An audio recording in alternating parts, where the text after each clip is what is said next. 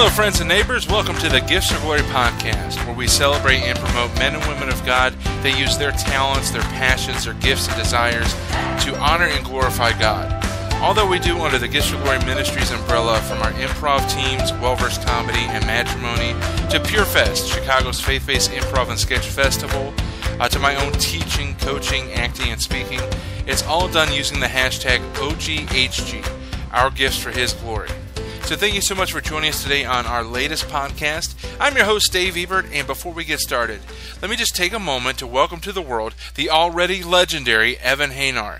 As many of you know who have followed well-versed comedy, our superstar Nikki Hanar has been on the nest. Well, not exactly staying on the nest the whole time. She's been on stage with us. She's been rehabbing her home, preparing for Evan's arrival. But she has been producing a child. So we want to congratulate Nikki and Joel Hanar on the arrival of Evan. The super comedian has turned super mom. And we're just really thankful to God for all the miracles and for the miracle of the birth of Evan Hanar. So congratulations, Nikki and Joel.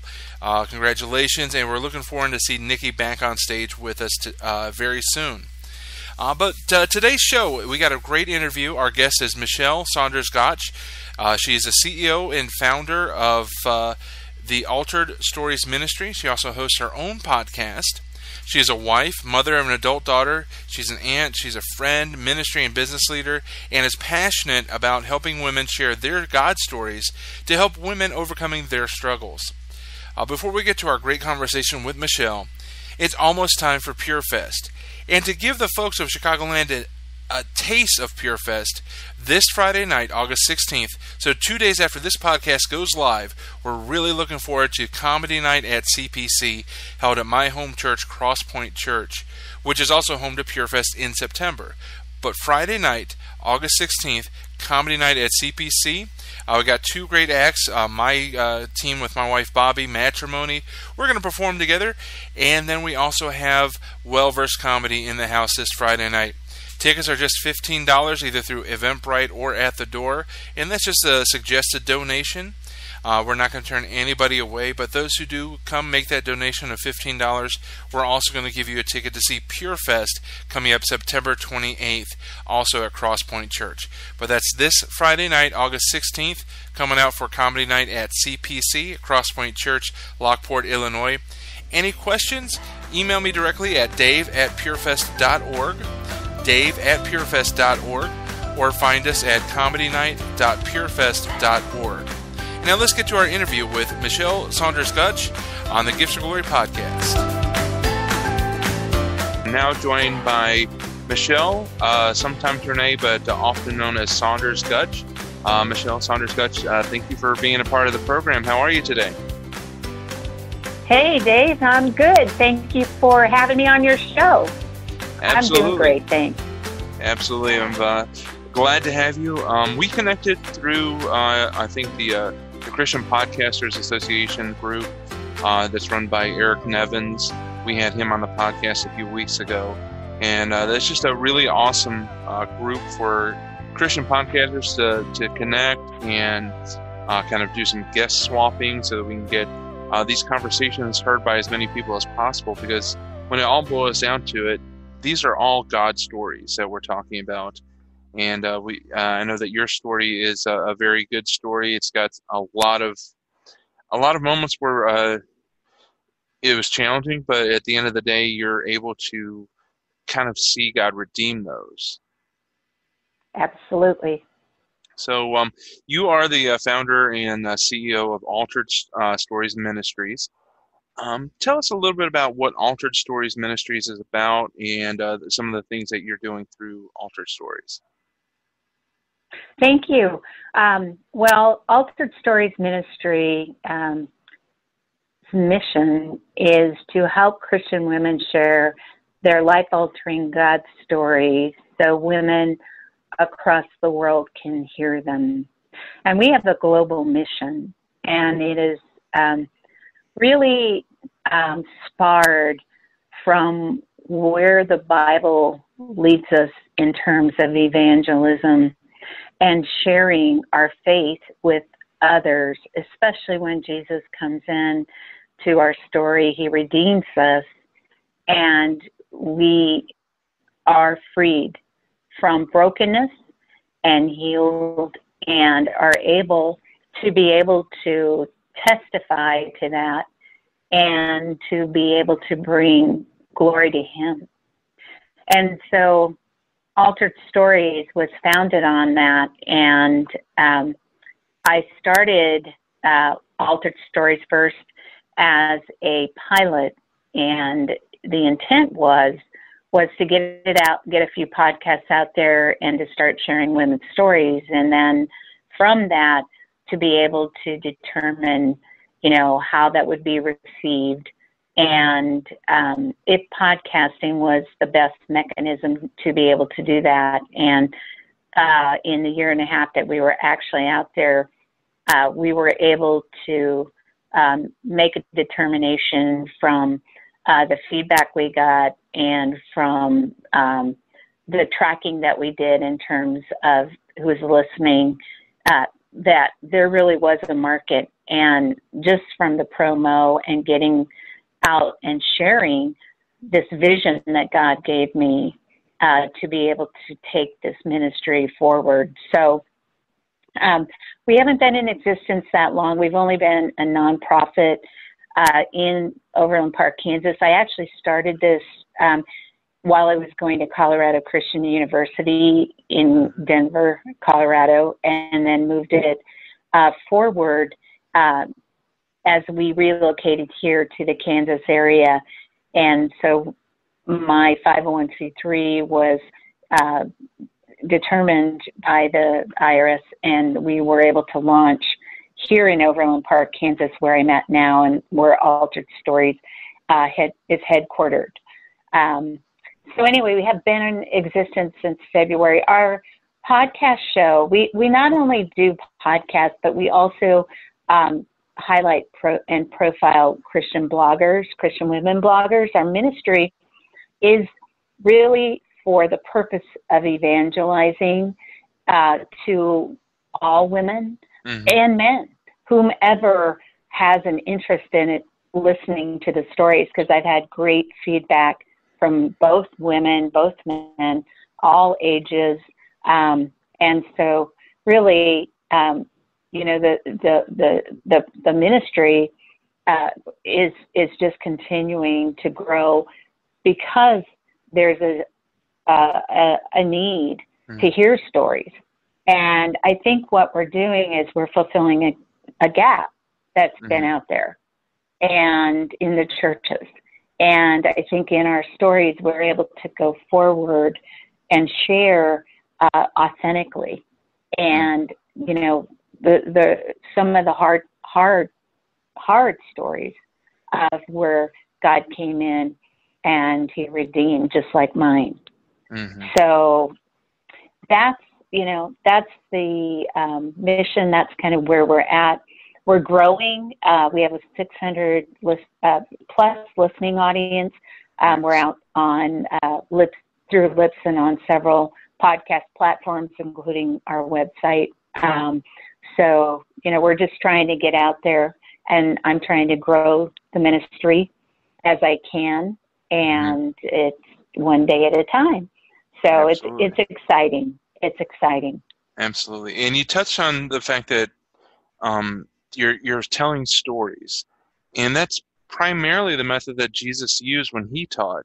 He was telling stories. He was using parables, and that's how you build a relationship with people. That's how you make disciples, is you share stories and tell people.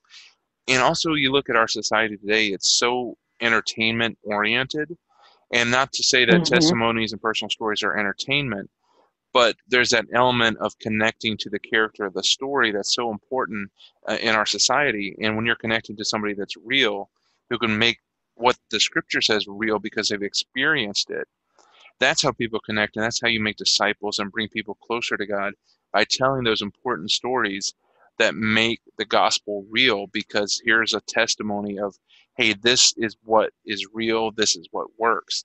So I think telling stories is so important. And what you're doing by telling these women's stories and sharing these experiences to show that, number one, being a Christian isn't easy. It's just that we have the hope. but there's also the fact that God is still the same God he was in the Old Testament, the New Testament. He's still working miracles. He's still working healings.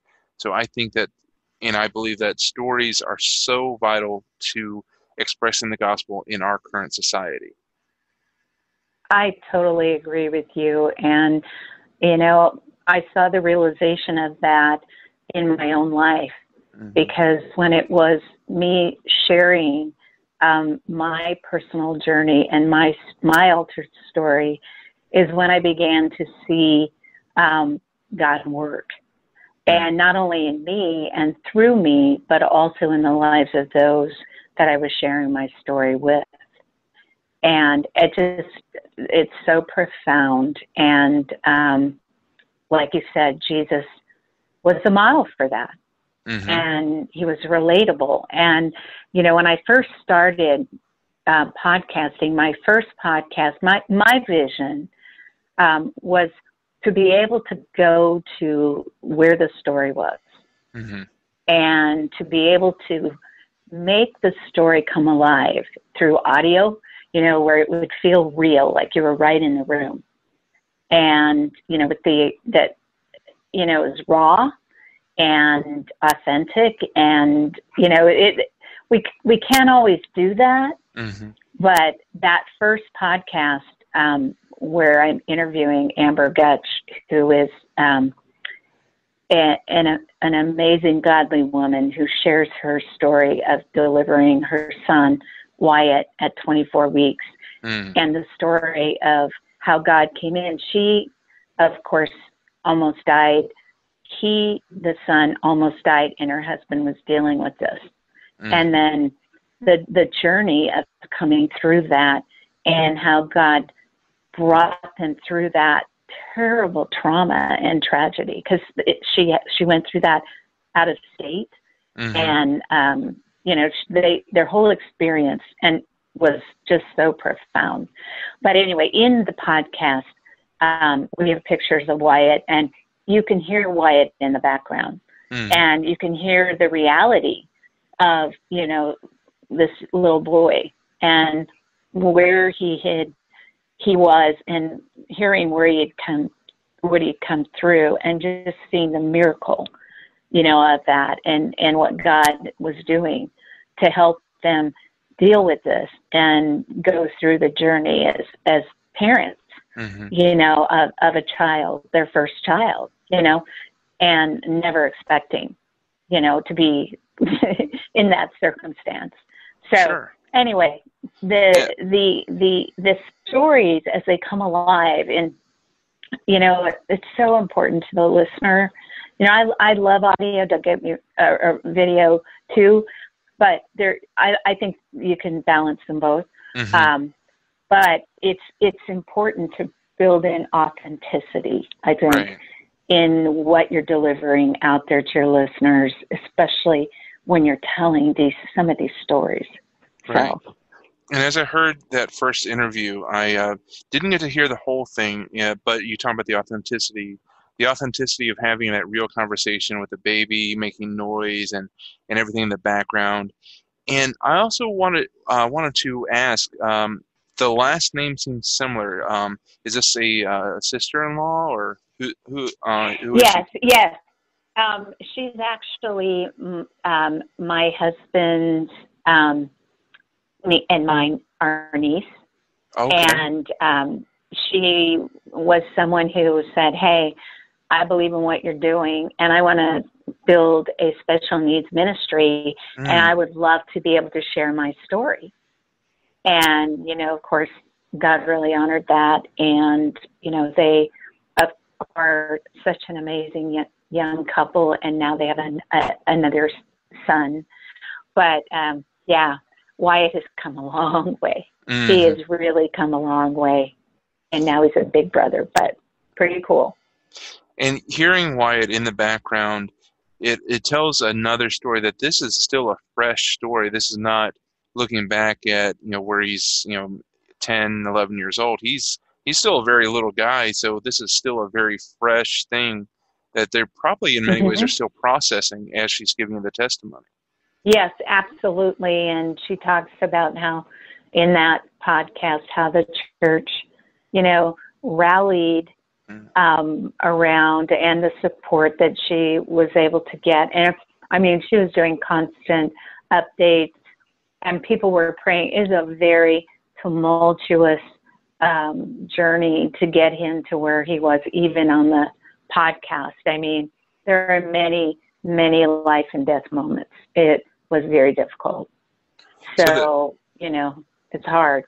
Right. I'm sure, and it's still got to be challenging. So how long ago was that recorded, and how was Wyatt doing now? That was recorded back in May of 2017, and he is doing amazingly well. With Amber there and all the support, he is doing amazingly well. And like I said, he has a new baby brother who I think really has helped him too. That's made a big difference. But, he still has some issues and still has to be, seen and everything. But his development has just really been amazing.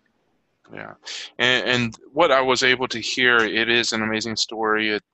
I wouldn't do it justice to summarize what I heard. So I'd encourage anybody that after you get done listening to this interview, go to alteredstories.org and listen to the first episode of the Altered Stories podcast, and just listen to, first you hear the miracle in the background of Wyatt crying and squawking and everything. And it's a miracle that he's able to do that, but just the entire story. And so I really hope that our listeners will visit alteredstories.org and pick up the Altered Stories podcast and get caught up on that. So let's jump. I'm sorry.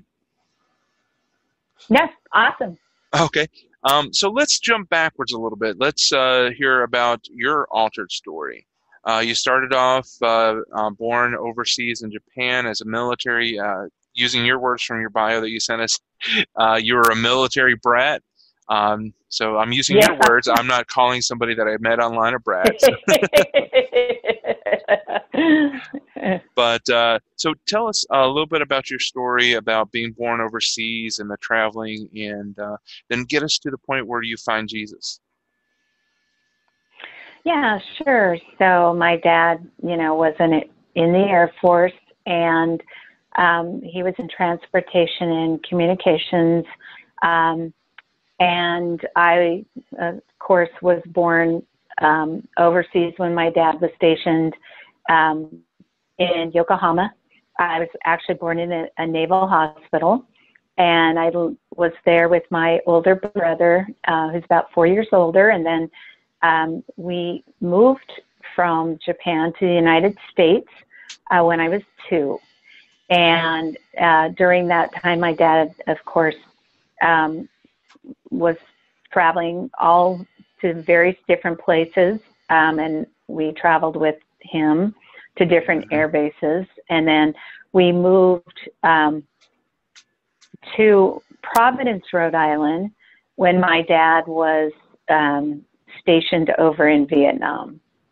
And at that time, that was where my mom grew up, and that's where we went when my dad was overseas, because my mom could be closer to, her family there. Mm-hmm. And we belonged to a little church, a missionary alliance church. And I was very, at that point in time in my life, I really loved Sunday school. I loved learning, and I was really, because we were friends with the pastor and his wife and their kids, I really, I guess, got to know them well, and I enjoyed church, and I enjoyed the community piece of it, and the Sunday school teacher led me to Jesus, and I found him when I was 5, and I just fell in love with Jesus. I had a picture of Jesus, and I thought he was the most handsome Jesus, this picture that I had. And, I loved Bible. I love reading the Bible. I could read really well when I was early in life, when I was like 5. And I was just loved memorization and scriptures and going to church and being part of the church. And that was something that was a part of my life. And my mom, was a new Christian. She had been raised in the Catholic faith, but became born again through the Billy Graham Crusade. And this was a church. This was a church that my mom felt called to, and we went while my dad was away. And I guess there was community there that she was really drawn to, too. So that was my experience. Sure. I started to cut you off. I did want to bring up an important point. I think there is, you were 5 years old when you accepted Jesus, which I think a lot of parents would not necessarily that they don't support it, but a lot of adults don't think that children are capable of making that decision at such a young age.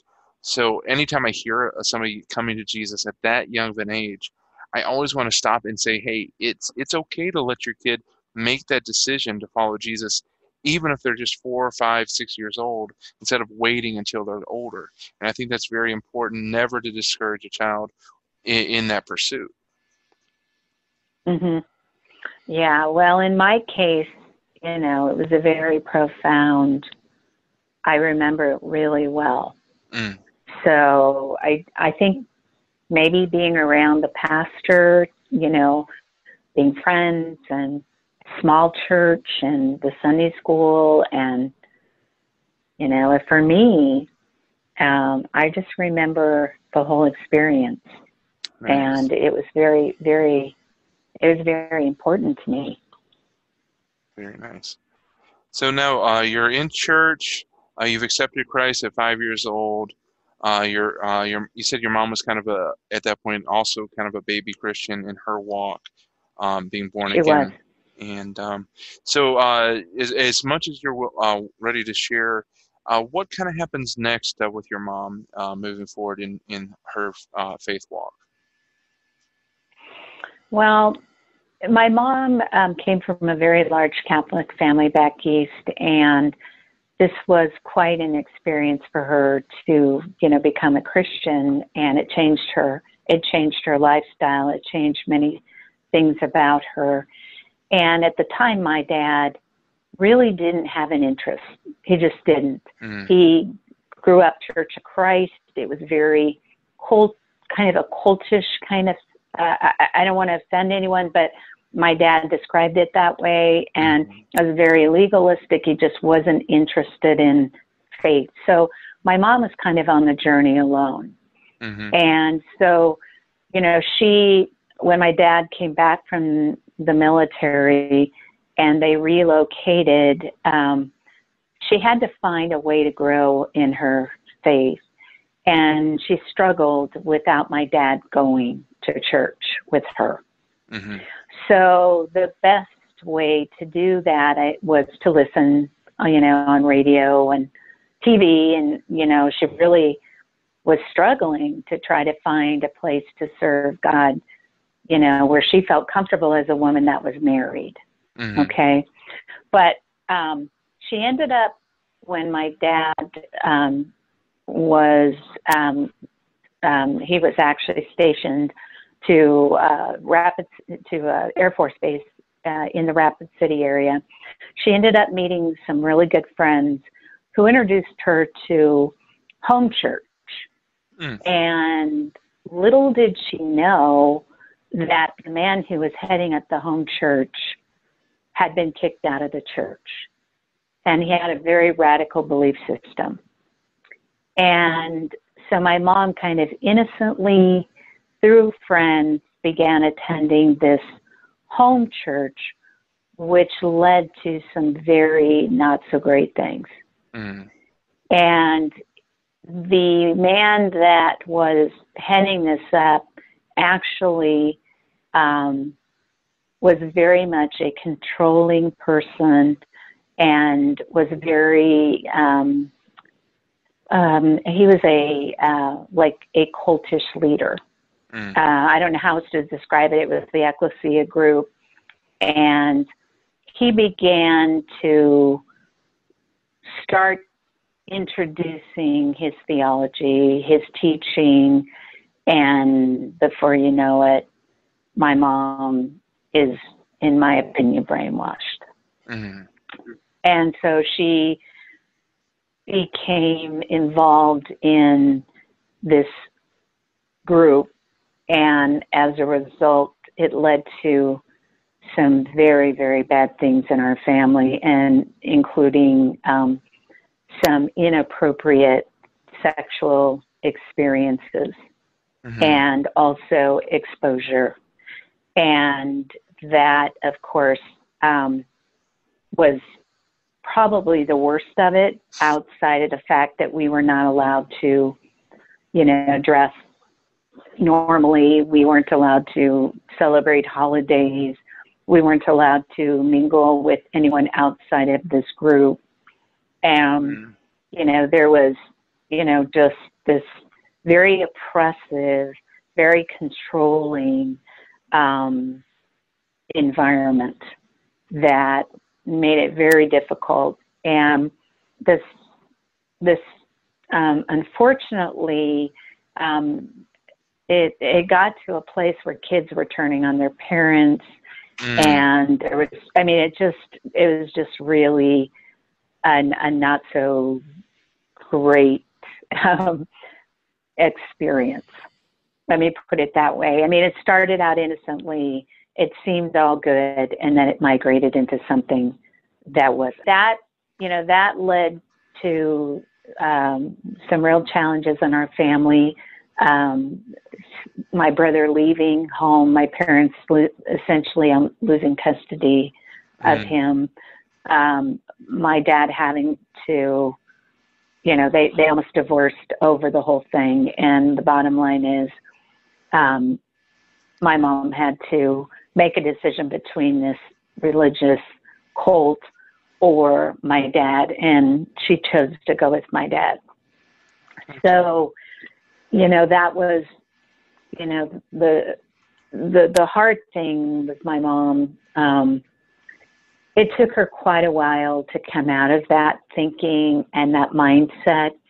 And, there was a lot of healing that needed to take place that should have, counseling and things like that I think should have happened with our family collectively, but it didn't. So the healing had to take place the way it needed to take place, with other outside counselors on my end, and, trying to, work through that. And then my mom, of course, really, she never got the support I think she needed in terms of trying to really work through all the shame that came from that, and the guilt and the things that she exposed us to. She did ask, family for forgiveness, but her marriage never really was quite restored in ways either. So, that just is what happens when you don't heal the way you should, or, you don't get the right counsel, in my opinion. But she managed to keep going, but she never really ever affiliated herself again with the church. Okay, and fully. Okay, is that an ongoing thing? Is there still hope that there could be that full healing? Well, unfortunately, my mom passed this past March. She was very excited about the ministry of Altered Stories, which part of it was, to help, as I've shared, women heal too, through sharing their stories. But my mom, she had been going through a lot of self-reflection, and, she knew that this was not the right thing to have done. And she tried during the season before she passed to rectify, what she did and redeem things through relationships, but it was very difficult. I think, for her at times, because she just had a lot of guilt from what had happened. Sure. And God is good, and but it's a very hard topic because I wasn't sure where that ended or if it ended. So I am sorry to hear that a month into really launching the ministry, that happened, that you lost your mom. So I do my condolences, because even though it's been probably going on 5-6 months at this point, that you've still got years where it's still going to hurt. So you definitely send you condolences, and pray that God continues to heal you as you work on healing with other women that have gone through different things. Oh, well, thank you. My mom was so excited about Altered Stories and the dream and what we were doing. So I do know that she believed in it, and it was my hope that I could actually get her on a podcast one day. But it never turned out that way. But thank you. Your words are kind. Thank you. So tough, losing your mom, and in some ways not getting to see the complete healing between that relationship there. So a really tough note to end this segment on, but we do thank Mischelle for sharing so intimately, so openly about the struggles and the ups and downs. And we got plenty more with Mischelle and Altered Stories. But before we get back to that, we want to tell you a little bit more about Comedy Night at CPC, Friday night, August 16th. That's this Friday. It's a fundraiser for the outreach that is PureFest, Chicago's faith-based improv and sketch festival. We have 7 confirmed acts coming to be a part of that second annual festival. We have my teams, Well-Versed Comedy and Matrimony, as well as Milwaukee's Alan Atwood from Morningstar Productions Theater. Our headlining act from Knoxville, Tennessee, Austin and Lev Presents. And this week we also announced the addition of 3 collegiate teams, 2 coming from Concordia University, Chicago, their drama ministry, Decapolis, and their improv team, the Unprofessionals, and also coming all the way from Cleveland, Tennessee, the Kingdom Players from Lee University. Now, PureFest is Saturday, September 28th, starting at 1 p.m. at Crosspoint Church, Lockport, Illinois. We're looking for folks that want a great afternoon of theater that will engage all ages while also being a fun day for the whole family. If you're a business, we do have vendor tables still available. Find out more and get tickets at purefest.org, purefest.org, or email me directly, dave@purefest.org.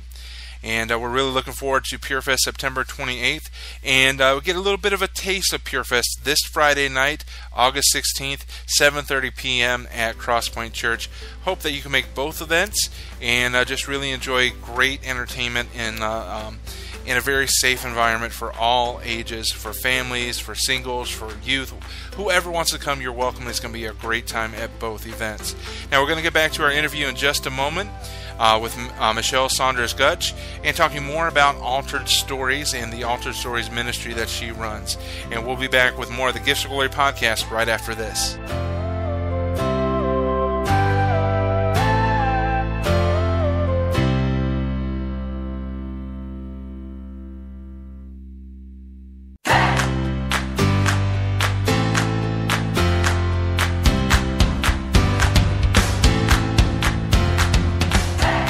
Maybe, I guess one question would be, what is your definition of Altered Stories, and how did you come up with that name for your ministry?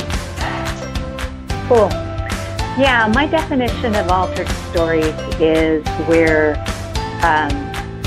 God comes into your circumstances, and as a result of Him and you seeking Him, He changes your story. He alters it. And so when I talk about life-altering God stories, it's like the story of my redemption, whereas a person who had a very not-so-great experience with what I would consider Christianity at that time, to have a ministry now that glorifies God is an incredible miracle, because I hated Christians. I wanted nothing to do with Christians or Christianity after that experience for a very long time. So when God comes in and you're seeking him and he redeems you, there is an alteration. There's a change that takes place through the process. As in my logo, you can see there's a butterfly and there's a crown and there's, the redemption and the change that comes as God comes in and alters our circumstances and changes our stories. And that's the Altered Stories name. I actually worked at Focus on the Family, and I was very blessed to have some relationships with some of the folks that do their broadcast. And there was a wonderful woman there who really supported what I was trying to do in launching a podcast ministry. And she vetted some names with some of the women that worked there in the broadcast area, and they came out with Altered Stories. And then I vetted it with my group because I tracked my journey of the launch of Altered Stories in a Facebook page, but I vetted the name with several of my supporters that really believed in what I was doing, and we came out with Altered Stories from, as our top name. And it's a very catchy name. It's something that immediately draws interest. It's like Altered Stories. What does that mean? And it's definitely you did a great job vetting it and coming up with it. And for anybody that wants to find out more about Altered Stories, it's online at alteredstories.org. We also have all the different links in our show notes, including links right to the podcast where you can hear just different stories about various women and their altered stories of their walk, or their stories that were altered because of their walk with God. So alteredstories.org is the website. And so what is going on in your life now? Yeah, you've got the ministry going, and is this a full-time ministry where you're working constantly at it, or is this something that you're hoping will become full-time? Yeah. Well, honestly, I work this ministry all the time, as much as I can, when I can, because it requires this but I also have a great group of volunteers. I have a board, and I'm actually recruiting now for a board treasurer to help me come in and look, review all the financials and help with the whole oversight of that in the ministry. But, there's a lot of processes and infrastructure and things like that we're still building out. The podcast work, it just keeps growing, but I'm trying to augment what I'm doing with some for-profit work so that I can, continue to grow Altered Stories. We are headquartered in a co-working space in Overland Park, and we'll go on 14 episodes after this next one gets released tomorrow. Okay. And I've leaned into a lot of people's help and support, and that's the really great thing. We've got a lot of people that have helped us get to where we are today. So, without those people, we wouldn't be where we are. So we're in a place right now. We're just looking for sponsors to help us with stories, to get them out there.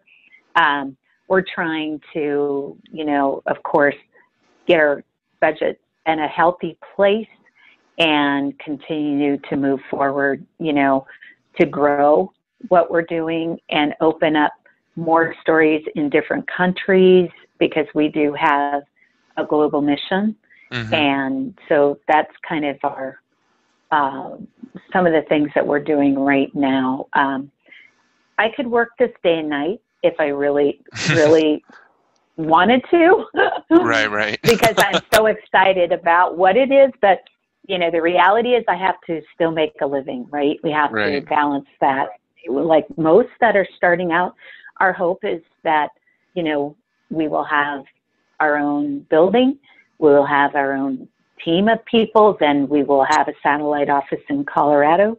And, we'll continue to broaden our reach, have counselors on staff, have a daily broadcast, continue to grow our blogs and, continue to support women, helping them, women tell stories, start some of that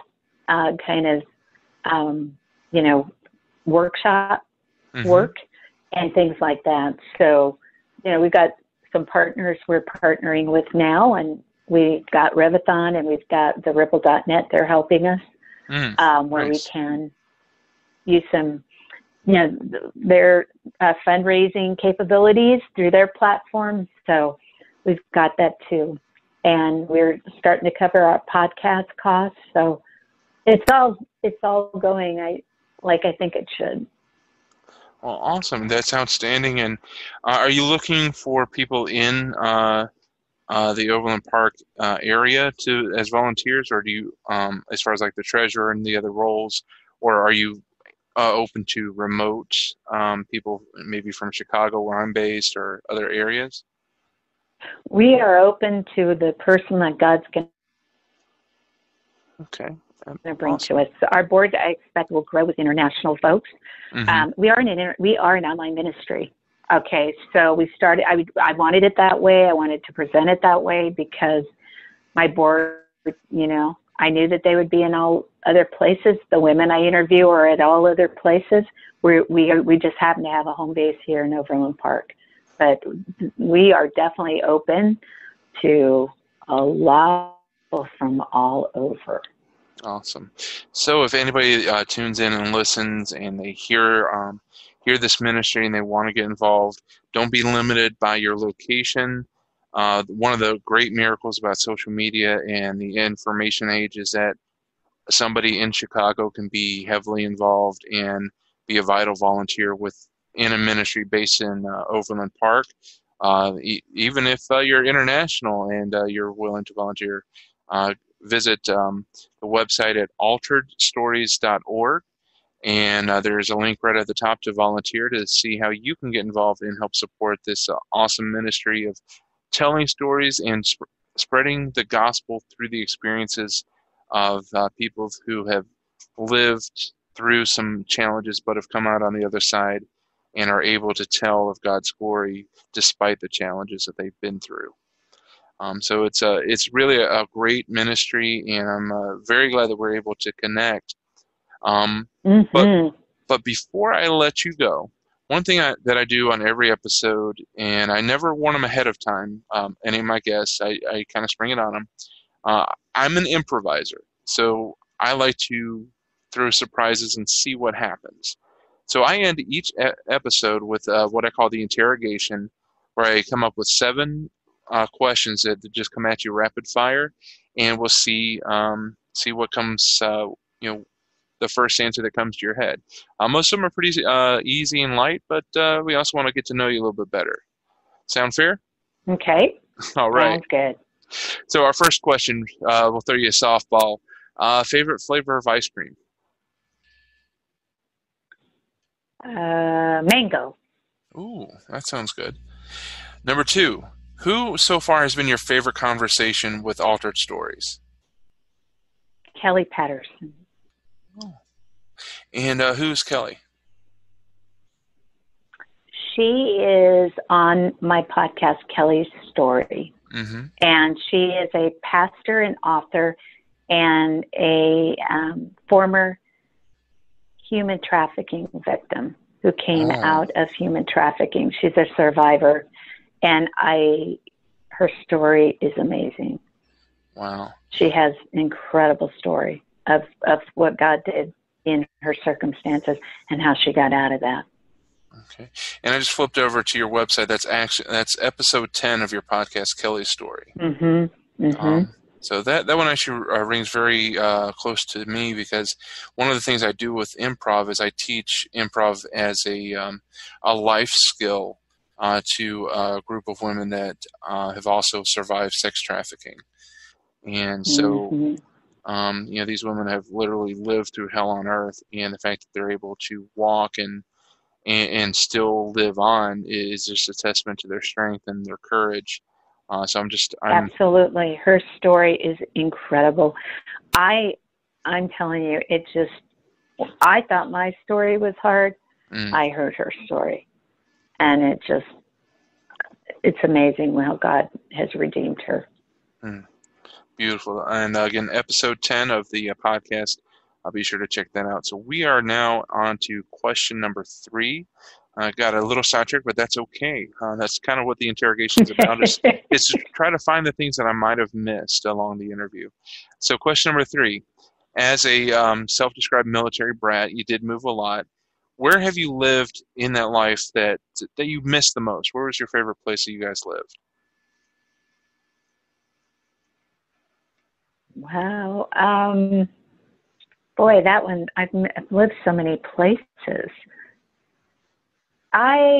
Let's see, probably, they weren't the best of places. I'd probably wrap it here in the Kansas City area. Okay. We lived in the Air Force Base that's closed down, but I just have really fond memories of, I guess that was a point in my life when my mom broke out of that group, and I felt like a new person, like it was coming alive. And, the area, the community, all the fun things we did, I felt like I was rebirthed. Awesome. So I would say here. All right, so let's flip the coin over on the other side. Where did you live that you were so glad your dad got transferred from? That probably was Glasgow, Montana. All right. It was a small town and very cold, very, very cold. Yeah, Montana, there's nothing there to break the wind, so you just got wind and coldness. And I wouldn't mind visiting. All I remember is just, yeah. I wouldn't mind visiting, but the cold, from what I've heard, is even worse than Chicago, so you can keep that. It was freezing cold there. Oh. All right, question number 5. What is your biggest fear in life? Well, you guys do ask hard questions.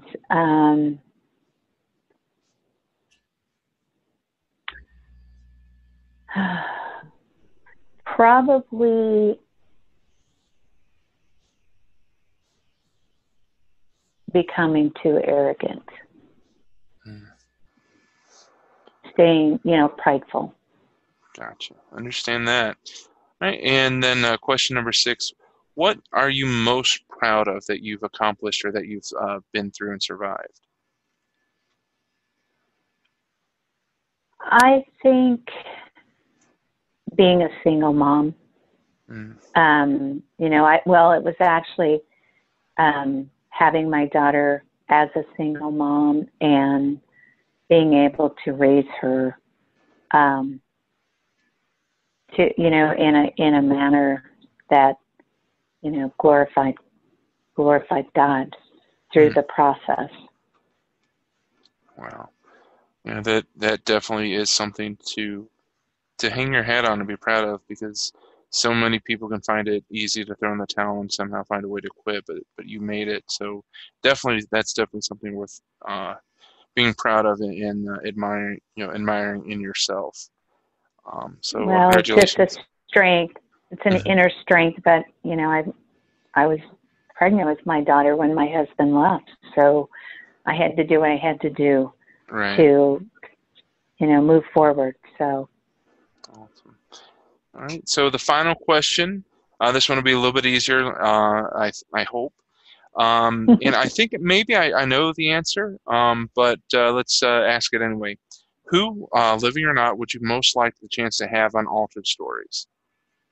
Christine Kane. Mm. She has an awesome story. Incredible. Awesome. She's an evangelist, Mm-hmm. but she is God has just raised her and used her for His glory. And she also does do work with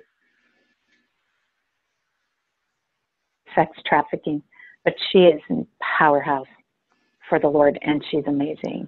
Awesome. I really feel she's solid, but she has an incredible altered story. Wow. Awesome. Well, I pray that would be in the cards, that God would make that connection for you, so you can get Christine Caine on the Altered Stories podcast. And again, I encourage anybody listening, visit alteredstories.org. And as we just spoke of a few moments ago, episode 10, Kelly's story, be sure to listen to that one. And there's just right now looks like there's 13 episodes on your website. And by the time that this podcast that we're doing right now posts, your 14th will be up. So there'll be plenty to listen to and plenty to binge listen as you go. Mischelle Saunders-Gottsch, thank you so much for being on and talking to us about altered stories and your altered story. Is there anything that we missed or anything you want to leave our audience with? Oh, I just love stories, relatable stories. And, I know that you are putting a lot of them out there, and the whole Christian Podcasters Association, and there's so many of them out there. We're all serving the same God.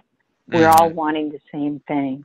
And that is, so support one another, love one another, and don't compete with one another.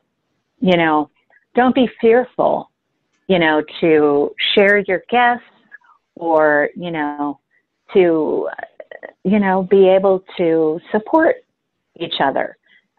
Because I think that is so, so important in ministries, because we're all glorifying God, and that's the purpose. So anyway, I really am grateful for this opportunity and grateful to be used of God. And so continue to listen to podcasts, everyone, and share feedback on mine, because I'd love to hear how we can improve. Awesome. Thank you. Well, thank you, Mischelle. Thank you so much for coming on the Gifts of Glory podcast, and I wish you all the best and just continued blessing as you continue to bless others with your ministry. Thank you very much. Well, thank you, Dave. It's been a blessing to be here, and God bless yours too.